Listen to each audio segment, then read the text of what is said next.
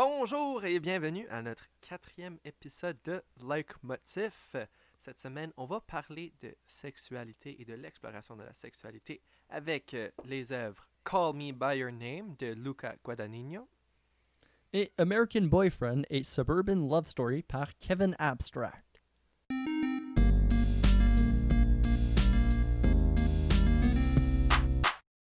Donc, salut Zach, ça va bien? Oui, ça va très bien, Phil. Et toi? Oui, vous allez avoir compris que moi c'est bien, bel et bien Phil. Et moi, c'est Zach. Et si c'est la première fois que vous venez écouter Like Motif, le concept est très simple. On prend deux œuvres qui ont un thème qui les relie et on parle de ça pendant une trentaine, quarantaine de minutes. Ouais, puis cette semaine, on va observer, comme je mentionné, la sexualité dans les deux œuvres qu'on a déjà mentionnées. Donc, Call Me By Your Name, un film de 2017. C'est un film américain, italien, un peu français, et un peu de tout. C'est quand même un film très européen quand on regarde, mais bon, un film américain-italien. Le réalisateur Luca Guadagnino, que j'ai déjà mentionné. Le screenplay de James Ivory, ça a été adapté d'un livre, un livre par le même nom, Call Me By Your Name. Oui, dans la distribution, il y a Elio, qui est joué par Timothée Chalamet, notre nouveau sweetheart, je pense. Oh yeah, oh yeah. Oliver, joué par Armie Hammer. Ouais, puis aux Oscars, ils ont gagné meilleur adapted screenplay. Donc, bien fait, James Ivory, si tu es en train d'écouter notre podcast. Bravo! Puis si jamais Kevin Abstract est en train d'écouter, mais on va aussi parler de ton album American Boyfriend, a Suburban Love Story. Cet album-là est sorti en 2016. On connaît bien Kevin Abstract comme un des membres fondateurs du groupe Brockhampton. L'album, c'est du hip-hop pop. C'est son deuxième album solo. Il y a 16 chansons. C'est pas toutes des chansons. Il y a certains que c'est comme des skits. C'est très hip-hop comme qu'on connaît un album. Et c'est environ une 37 minutes. Ouais. Puis, bon, mais avec l'album, je pense pas qu'on va rentrer trop avec tout ce qui est sorti avec. Moi, je pense que c'est intéressant de mentionner Mm. qu'avec l'album, il y avait aussi un short film. Il y avait une émission qui c'était un peu, je pense, l'émission de. C'était American Boy Band avec Brockhampton, mais il y avait aussi un peu. Tu sais, on apprenait à connaître Kevin Abstract, il y avait des vidéos de musique. Donc, il y a quand même un peu tout un univers avec l'album. Je pense qu'on va peut-être en toucher si c'est pertinent, mais ouais, surtout, on parle de ces deux œuvres-là. Je pense qu'on va commencer en parlant, je pense, de l'exploration de la sexualité. On va diviser ce podcast-ci en deux parties au lieu de trois, comme on l'a fait dans les derniers épisodes. Donc, on va commencer avec, je pense, l'exploration de la sexualité, qui sont quand même extrêmement présents comme thème, comme sujet dans les deux œuvres. Ouais, parce que dans les deux œuvres, les protagonistes, donc Kevin Abstract et Elio, les deux ils ont 17 ans, donc sont encore très jeunes. Quand on est jeune, on apprend à se connaître, on a des questionnements. Et c'est dans le cas pour les personnages, ils ont beaucoup d'exploration. Euh, dans le film, euh, essentiellement l'histoire, si vous ne connaissez pas l'histoire puis vous voulez pas avoir des spoilers, allez écouter le film tout de suite. Mais l'histoire, c'est un jeune gars de 17 ans qui, sa famille reçoit un étudiant américain. Il est un petit peu plus vieux, il a 24 ans. Et les deux, ils apprennent à se connaître, ils développent comme une amitié. On apprend plus tard que c'est plus qu'une amitié. Ils commencent à avoir des sentiments un pour l'autre. Puis ils tombent en amour dans l'espace de quelques mois, de Ouais. quelques semaines.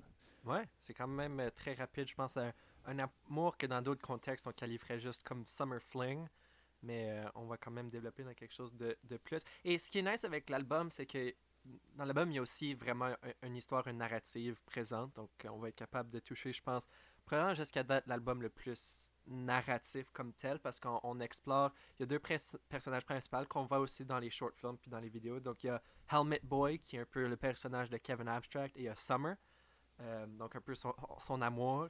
Puis tout au long de toutes les œuvres de l'album, on voit Helmet Boy qui commence à découvrir qu'il est plus en amour avec Summer qu'avec sa propre blonde, puis avec la blonde de Summer, puis il y a tout, il y a plusieurs niveaux, puis c'est une partie importante de son exploration, je pense, ouais. Ouais, puis Elio aussi, on le voit, on commence le film avec il y a une blonde, mais on sait pas si c'est sa blonde, mais il y a des amis, il y a une amie qui s'appelle Marzia, il s'entend bien avec elle.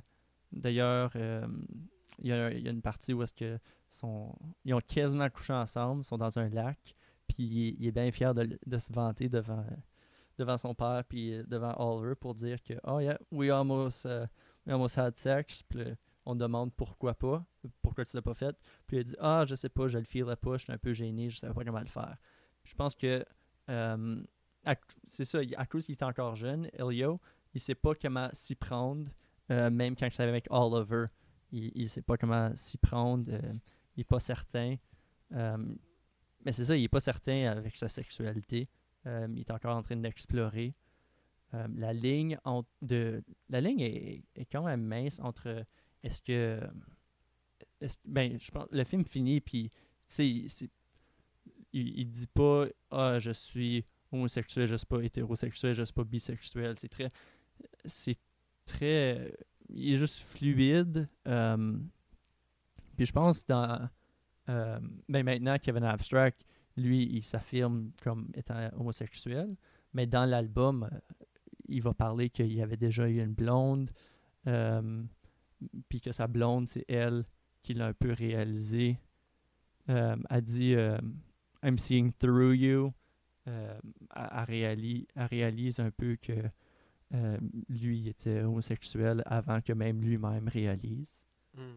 Puis, un peu plus dans Call Me By Your Name, je pense que dans l'album, parce que dans l'album, je pense qu'on a un peu plus d'une conclusion dans. Tu sais, Kevin, éventuellement, il fait ça très clair que, comme tu as mentionné, il est homosexuel, c'est là où il se trouve. Mais tu sais, dans le film, on voit un côté où c'est pas tout le monde qui sont strictement sur un côté. C'est quand même un spectrum, right? Il y a quand même deux bouts, puis on peut se trouver n'importe où. Puis comme tu as mentionné, c'est fluide. Puis avec Elio, on a la chance de voir, tu sais, on peut contraster un peu l'expérience de quelqu'un qui essaie juste d'être confortable avec sa sexualité, peu importe ça veut dire quoi, right? Puis avec, on a des signes clairs qu'il n'y a pas nécessairement il y a pas nécessairement pas d'intérêt avec les filles, considérant qu'avec Marzia, il y a une scène où il commence finalement à Ah approcher un ouais, moment où ouais. il se prépare à finalement coucher avec elle, puis elle le mentionne, donc nous on n'a pas de doute en tant que spectateur, elle mentionne You're so Ah hard, oui. je me rappelle pas exactement la citation, mais You're so freaking hard, puis c'est clair qu'elles ont un intérêt pour les filles, puis ça montre juste un peu à quel point que cette sexualité, surtout quand on est jeune, puis on essaie de se trouver, cette sexualité n'est pas ancrée quelque part dans l'univers, mais c'est vraiment juste euh, une exploration, puis cette exploration se fait à travers les relations qu'on voit dans les deux œuvres. C'est aussi dans un. Le film est mis dans un temps. Ça se passe dans les années 80. Hmm. En 83, plus précisément. 83, c'est Somewhere in Northern Italy que ça se passe. Euh, on le sait que avec l'histoire, c'est plus maintenant que l'homosexualité, la fluidité, toute la communauté LGBTQ est un peu plus acceptée. Euh, donc, ça se passe encore dans un temps que si un personnage, si quelqu'un ressent ça, il va pas l'affirmer entièrement. Puis c'est pas une norme. Malheureusement, c'est pas une norme dans ce temps-là. Donc, les personnages savent pas si c'est juste est-ce que c'est juste est-ce que do I look up to Oliver? Est-ce que je suis juste ami avec? Est-ce que c'est quelque chose? Est-ce que ça peut être un peu plus? Puis même affaire pour Kevin, lui, mais lui, c'est maintenant là, que ça se passe. Comme j'ai dit, l'album est sorti, ça fait pas longtemps. Mais juste dans l'industrie du rap, il n'y en a pas plusieurs qui s'affichent comme ça. Il n'y en a pas. Euh, donc, c'est un peu de.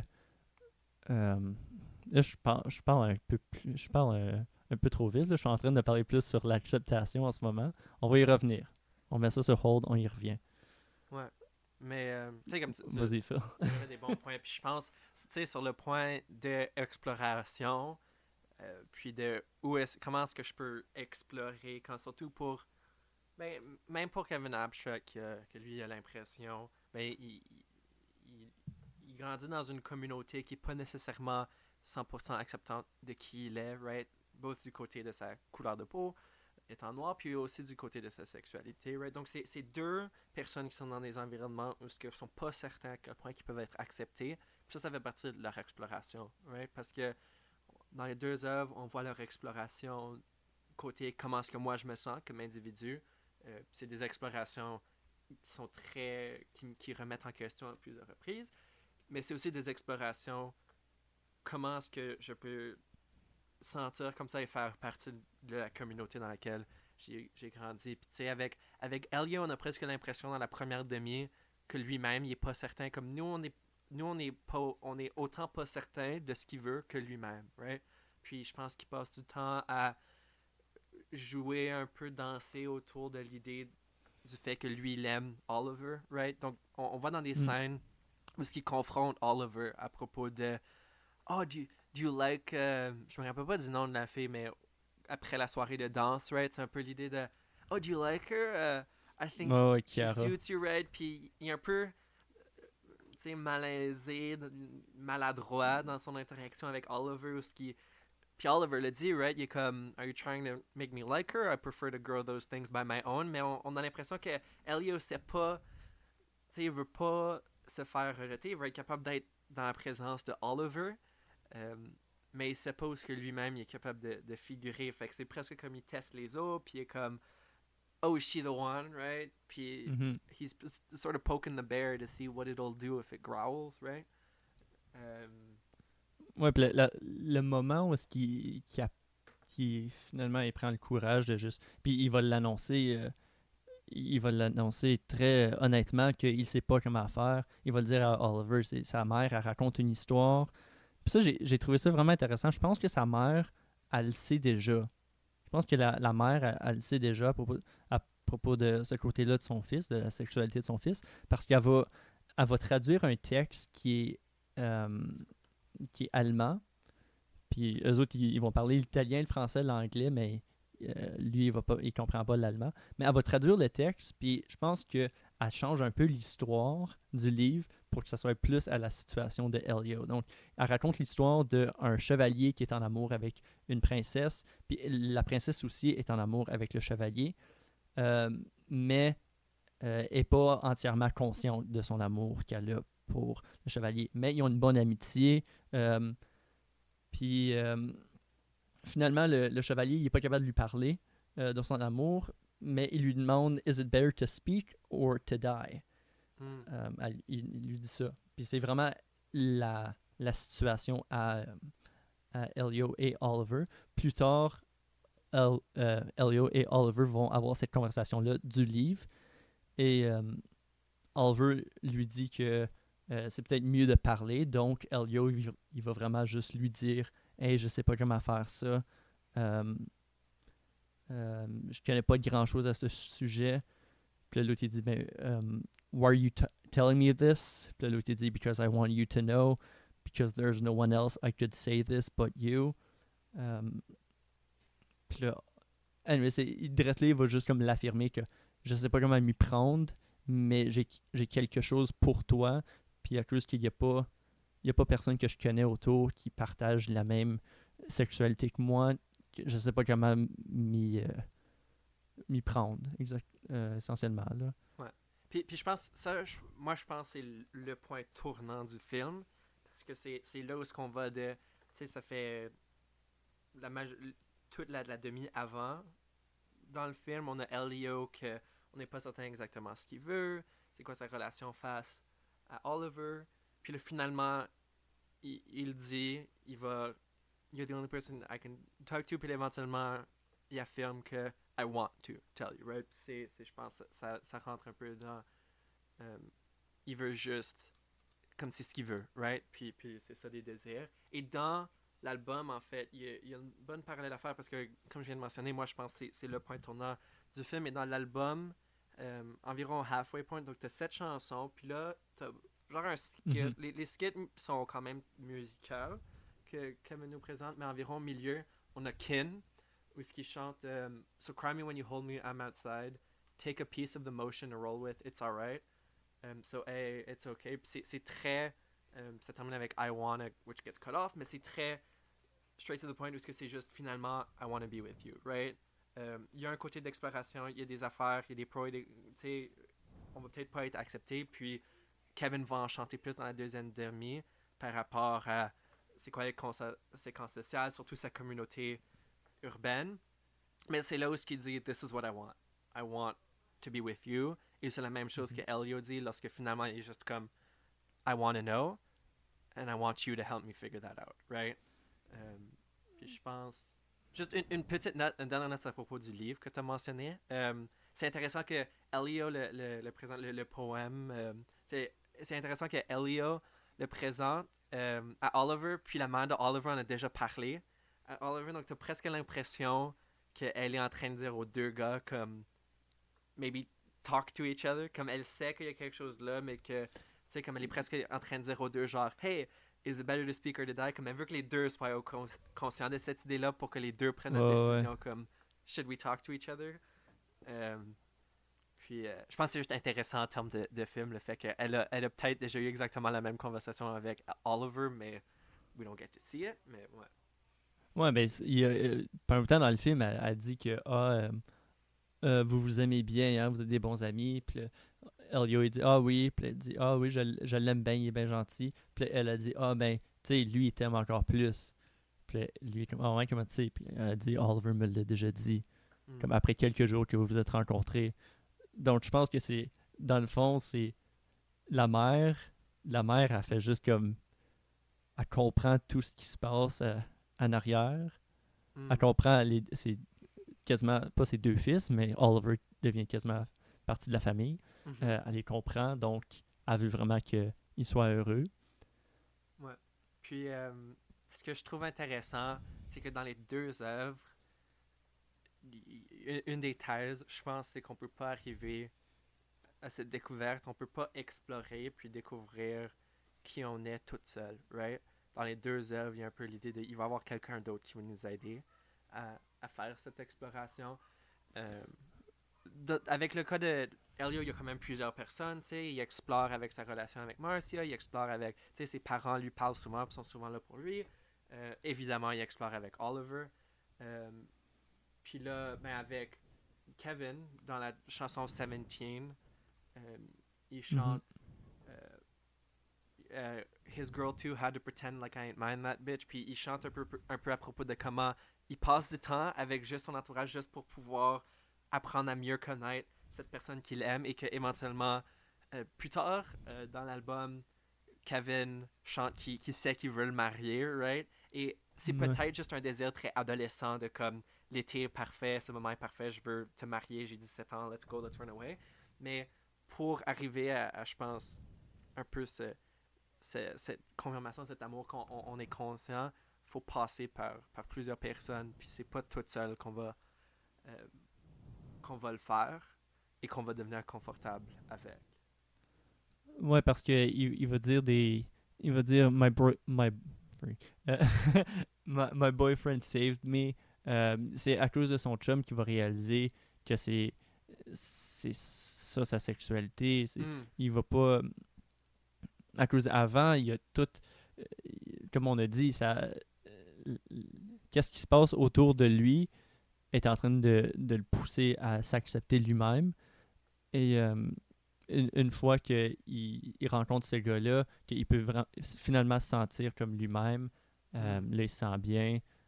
Puis là, il se questionne aussi, est-ce que c'est juste un summer fling? Est-ce que c'est juste une affaire? Puis Elio aussi, il y a ce questionnement-là.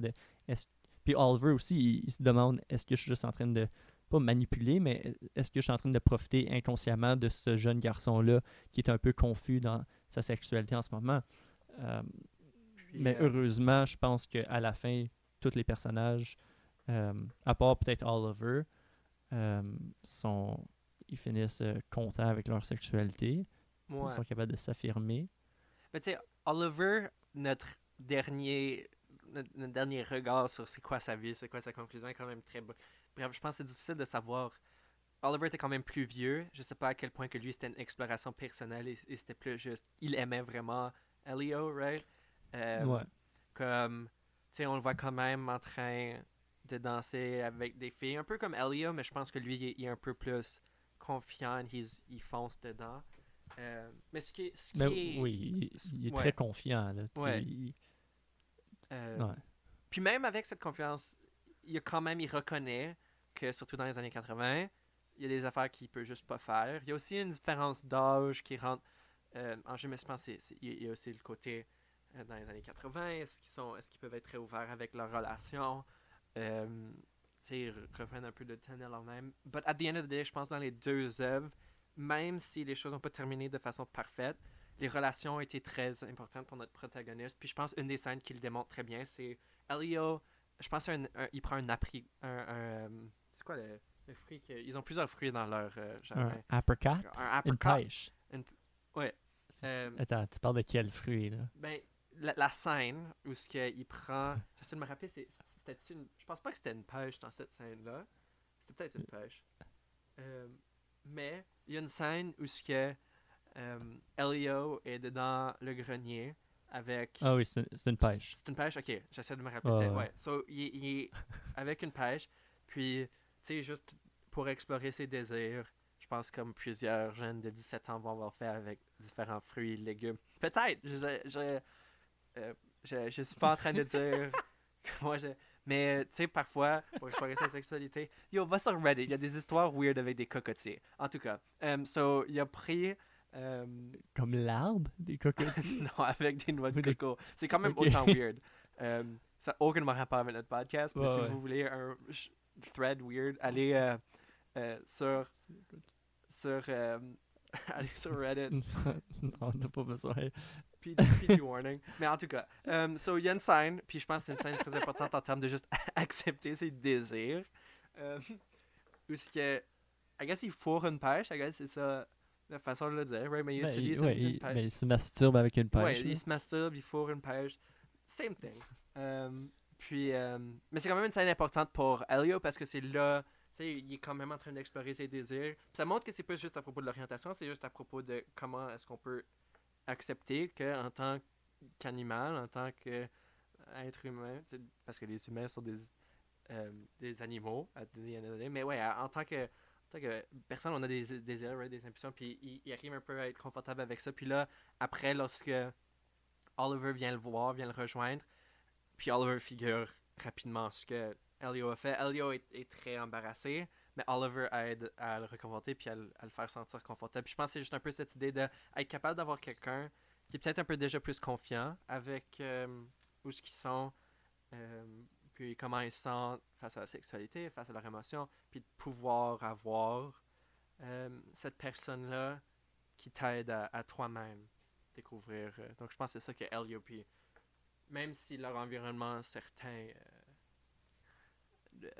il y a des préjugés qui sont quand même présents, sont capables de venir à bout de découvrir ce qu'ils veulent. Puis, ben, je pense que ça Mhm. passe bien à notre deuxième sujet, qui est Yes. l'acceptation. Donc, quand même un grand thème avec la sexualité pour pouvoir accepter son orientation. Oui, parce que, comme on a dit, les circonstances du temps ou du lieu ou le contexte, de la communauté, de tout, des fois font en sorte que les personnages sont prêts de l'accepter pour eux-mêmes, Hmm. euh, qui est quand même qui est vraiment triste que c'est une réalité pour certains. Puis dans ces œuvres ici, ça l'est. Ils vont dire, ben, Elio va dire que il- après qu'il se masturbe avec la pêche, il va juste repenser à tout, puis euh, il va dire qu'il est malade. Il se sent malade à cause qu'il est en train de faire des affaires comme ça, que c'est pas normal, en guillemets, de explorer sa sexualité et que ça devrait juste être ok, je couche avec du monde pour la reproduction et tout. Et aussi, même l'idée que la première fois que lui et Oliver vont s'embrasser, Oliver va le rejeter puis va dire écoute, on n'a rien fait de mal encore. sais, on peut pas, on va arrêter de ça tout de suite à cause que on veut pas aller trop loin, on veut pas que ce soit quelque chose que plus tard on le regrette, mais dans le fond, c'est ce qu'ils veulent euh, eux-mêmes. Ils veulent vraiment ça, mais c'est probablement ils- plus tard, à cause de la société, à cause du temps, ils vont le regretter. euh, mais c'est pas deep down inside, c'est ça ce qu'ils veulent. Ouais. C'est Puis, dommage, là. je pense parce que les deux œuvres sont dans des contextes un peu différents. Je pense la pression à avoir une relation plus, avoir des relations hétérosexuelles dans le film, c'est plus une pression juste parce que de l'époque temporelle, right? Et puis c'est juste les années 80, c'était un peu, euh, c'était plus tabou que sur les Astors, tandis que avec Kevin, il peinture un peu l'image de. Puis c'est quelque chose qui est quand même présent, il y a quand même beaucoup de jugements, mais il peinture un peu l'idée, right? It's a suburban love story, right? Puis avec ça, il peinture un peu l'image de sa ville, de cette communauté quand même très, white picket fence, gated, a little safe, a little conservative, right? Puis dans Mhm. ça, euh, il y a toujours, je pense, une peur de sortir de ce que ces communautés-là euh, considèrent comme étant quote-unquote normal, right? Puis avec là, il démontre qu'il y a clairement un niveau d'homophobie et aussi de racisme. Puis je pense que toute la chanson Miserable America, c'est tout essentiellement un call-out de cette Ouais. communauté, puis comment lui, il n'est pas capable de se trouver une maison, juste parce qu'il y a certaines personnes qui sont inconfortables avec qui il est, right? Puis sa propre réalité à lui. Euh, donc, ouais. Puis il va même jusqu'à espérer. Mais son chum, l'album s'appelle. euh, l'album s'appelle American Boyfriend.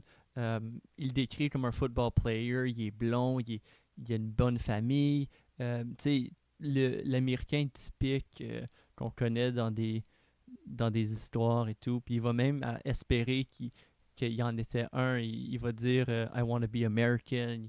Il aimerait ça être un homme blanc, hétéro. Il aimerait ça, c'est ça, espérer d'être quelqu'un d'autre pour euh, éviter quasiment la négativité qui peut venir avec s'identifier comme homosexuel. Même chose avec Oliver, quand la première fois qu'ils couchent ensemble, Oliver, il y a un gros comme punch à sa confiance. Puis il commence à penser que Elio il a fait ça euh, pour avoir quelque chose, comme avoir du dirt sur lui, pour comme plus tard être comme haha, Mm. il a couché avec un gars, puis tout ça. Tu sais, il y a quand même cette négativité-là qui va autour euh, de cette communauté, de s'identifier. Donc, c'est pour ça que les personnages ont de la misère à l'accepter eux-mêmes. Mm. Puis, avec Kevin, il gets straight to the point. Encore une fois, parce que je pense que Miserable America, c'est la meilleure tune pour un peu, je pense, call out son environnement. Il le fait dans tout album. Mhm. But my boyfriend saved me. My mother's homophobic. I'm stuck in the closet. I'm so claustrophobic, right?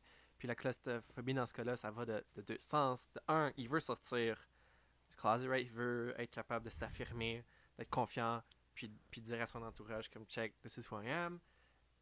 Mais il vient de le mentionner, his mother's homophobic, right? Puis à quel point il reconnaît qu'il y a quelque chose à perdre là. Euh, puis dans le refrain, il chante Miserable America assassinate my character. Puis c'est une affirmation. À ce point-ci, Kevin a déjà affirmé qu'il est gay, c'est clair.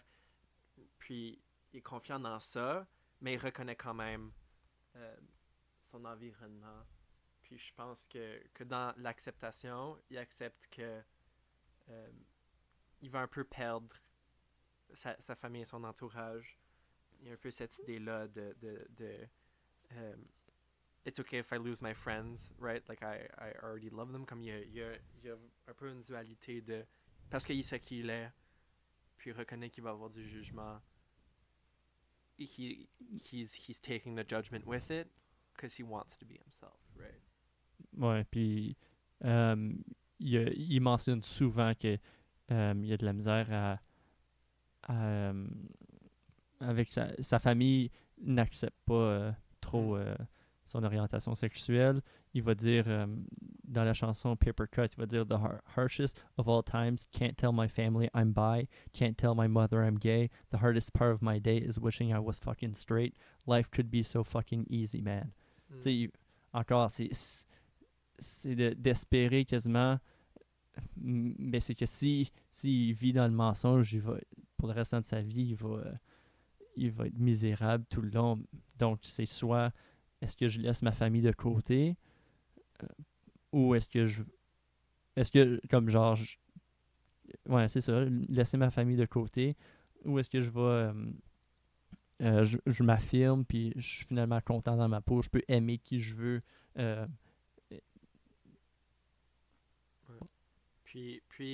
Mais il répond un peu à cette question dans American Boyfriend, je pense.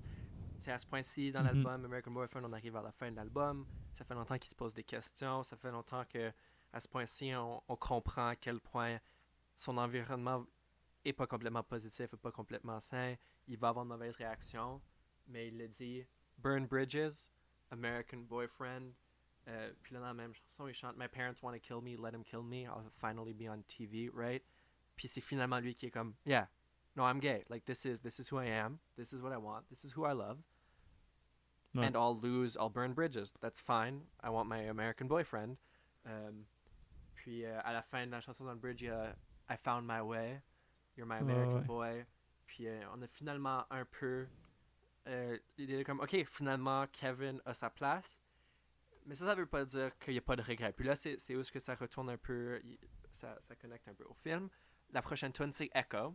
Et dans Echo, c'est moins une réflexion de il y a plein de problèmes parce que je m'affirme comme étant gay, mais c'est plus qu'est-ce qui se passe si éventuellement je regrette la décision, right? Puis il le chante avec une référence. Il y a un autre point dans l'album où il chante I can't get back in the DeLorean, right? Il peut pas retourner en arrière. Mais dans Echo, il chante un peu When do my story end? En fait, non, c'est dans cette chanson, c'est ça que je me disais. I'm locked outside of the DeLorean. Tell me God, when do my story end? So c'est vraiment cette idée-là de si je regrette ça, quand est-ce que ça termine? Will I be able to make amends? Puis dans le film, il y a un peu cette idée-là. C'est pour ça qu'il y a le recul entre Oliver et Elio. Mais je pense que le père, à la fin du film, les parents aident un peu à réconforter Elio. Non, c'est pas quelque chose à regretter, peu importe le fallout. Ouais, puis, tu sais, parlant du père, le père, à la fin du film, c'est ça, il va dire il part un gros monologue à propos de, genre, il va dire, most parents would hope the whole thing goes away, pray their sons get land on their feet, but I am not such a parent. Il va juste essentiellement dire, écoute, même si t'es triste que Oliver est parti, tu peux pas cacher cette tristesse, tu feel tes émotions, tu as besoin de garder la joie que tu avais quand tu étais avec. Tu peux pas oublier qui t'es. On t'accepte tout ça. Puis, qu'est-ce qui est intéressant, c'est le père, il étudie les statues de la Grèce antique. La Grèce antique, on le sait que c'est un temps de fluidité sexuelle qui était comme genre vraiment avant son temps. Mais pas avant son temps, mais comme il y a eu quand même du gros recul avec le temps, puis là, on commence peut-être à retourner là, mais dans la Grèce antique, le monde, c'était la fluidité sexuelle, c'est bien normal, puis donc c'est ça, toute la famille c'est la joke de genre c'est les Grecs qui ont inventé le threesome, puis c'est les Romains qui ont finalement décidé d'ajouter une fille, right? C'est un peu c'est tellement pas une joke, c'est une joke de mon oncle. Tellement pas nécessaire. J'ai entendu ça. Ça n'a aucunement rapport, j'ai vu ça sur Reddit, fait que je voulais partager. Je partage trop d'affaires sur Reddit, c'est pas nécessaire. Mais plus contrairement à le père, comme Oliver, il va expliquer que lui,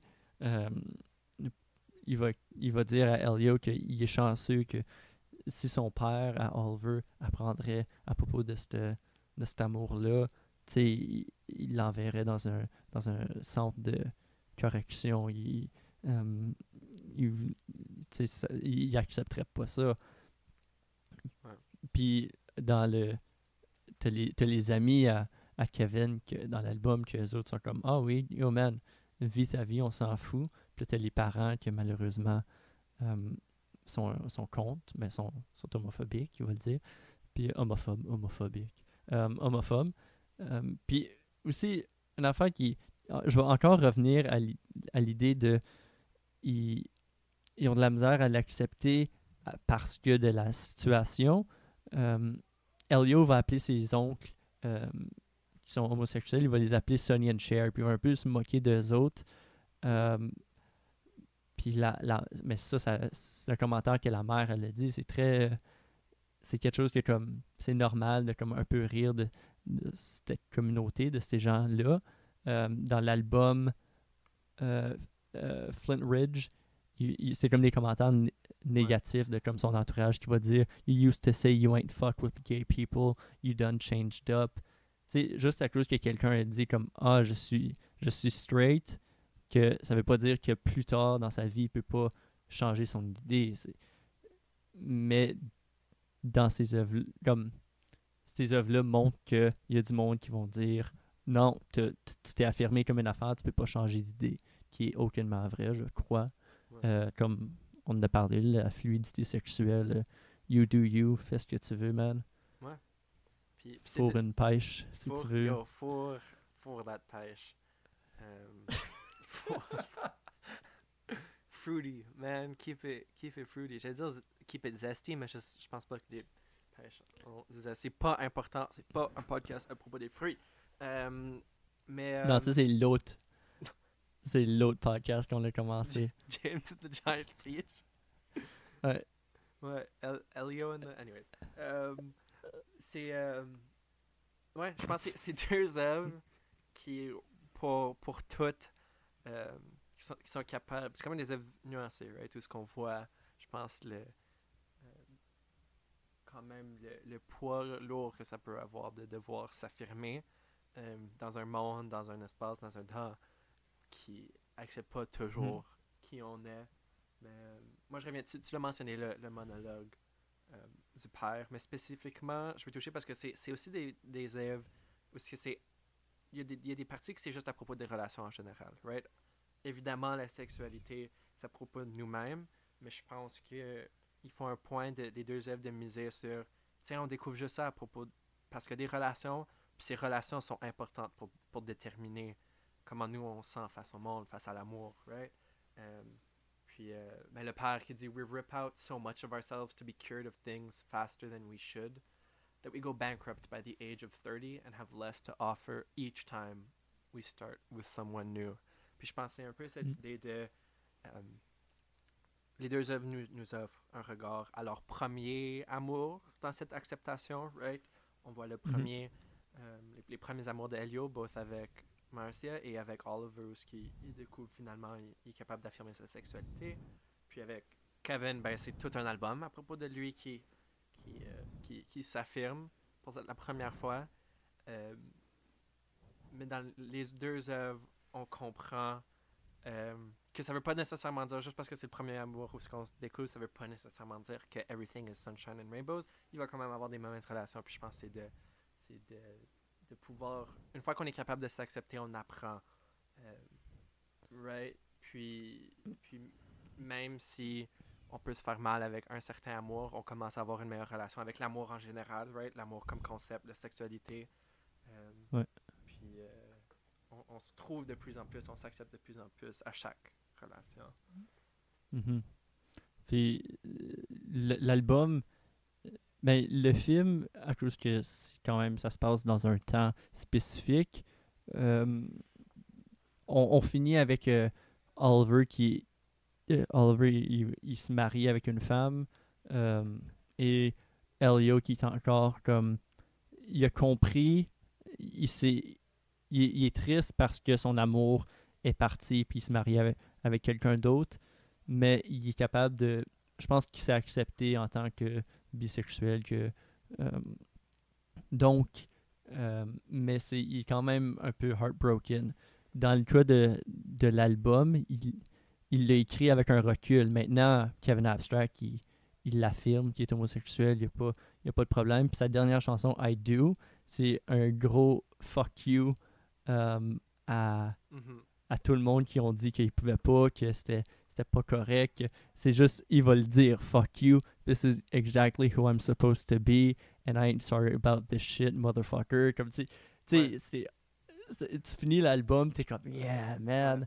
Il sait que comme le succès qu'il va avoir va être plus loin que les gens qui l'abaissent. Puis c'est Mhm. vraiment un beau moment. De, comme il a accepté, puis il l'affirme, puis il chante. Ouais, il est juste très Ouais. fier. Puis Puis, à la fin, tu fais juste comme, yeah, man, fuck yeah, dude. hell C'est yeah. nice. Tu peux presque voir un, un, un Kevin qui aurait reçu le advice du père de Elio et qui décide que he's not gonna let it rip his heart out, right? Il va garder cette passion, il Mhm. va garder ce feu.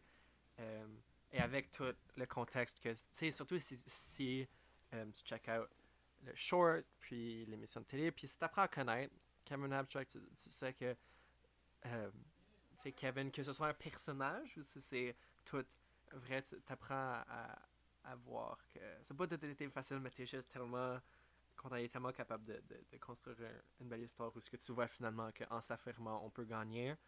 Ça veut pas dire qu'on va gagner dans les yeux de tout le monde. Euh, Puis Elio en ce moment, je suis certain qu'il se voit pas en tant que gagnant dans les end credits. Peut-être Ouais. comme les end credits les plus tristes que j'ai jamais vus.